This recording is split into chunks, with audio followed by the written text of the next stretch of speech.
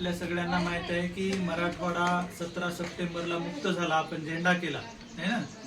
आणि 17 सप्टेंबर पासून 2 ऑक्टोबर पर्यंत, 2 ऑक्टोबर कशासाठी आपण साजरा करतो? 2 ऑक्टोबर गांधीजींची जयंती है ना. तर ह्या 17 सप्टेंबर पासून 2 ऑक्टोबर पर्यंत आपण स्वच्छता अभियान राबवतो पूर्ण देशभर. प्रधानमंत्र्यांचा वाढदिवस होता 17 सप्टेंबरला, नरेंद्र मोदी यांचा, आणि त्या निमित्ताने जे आहे ते स्वच्छता अभियान.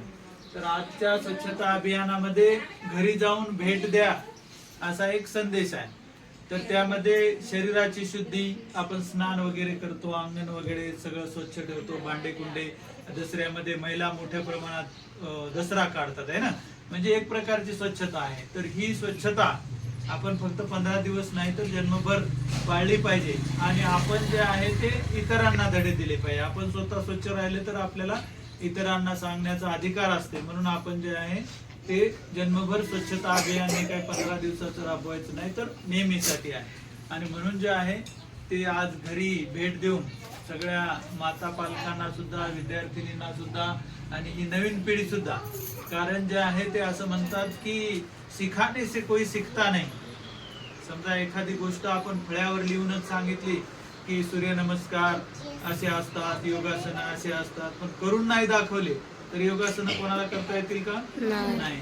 तसं आपण फक्त स्वच्छतेबाबत बोलतच राहिलो आणि स्वच्छता प्रत्यक्षात केली नाही तर या नव्या पिढीला स्वच्छतेचं महत्व कळणार नाही. मग हात धुण्याची स्वच्छता असो, भांडे धुण्याची स्वच्छता असो, आणि दुसरी गोष्ट जे आहे ते असं म्हणतात की बाहेरच्या स्वच्छतेपेक्षा मधली स्वच्छता महत्वाची असते. भांड बाहेरून धुतल्यापेक्षा आपण आतून जास्त स्वच्छ करतो.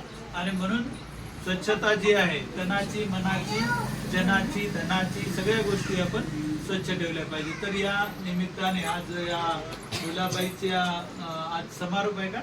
हा. तर भुलाबाई जे आहे ते आम्ही पण लहान होतो, खूप मुलींचे गाणे ऐकायचे, डब्यामध्ये ठेवलेले खाऊचे खेळ ओळखायचे, असे खूप प्रकारात चालायचे. तर आपल्यासोबत आजी आहे तर त्या पण काही गोष्टी आपल्याला सांगतील. पण त्याच्या अगोदर जे आहे ते आपण एक भुलाबाईचं गाणं ऐकूया पोरींकडून. बंद.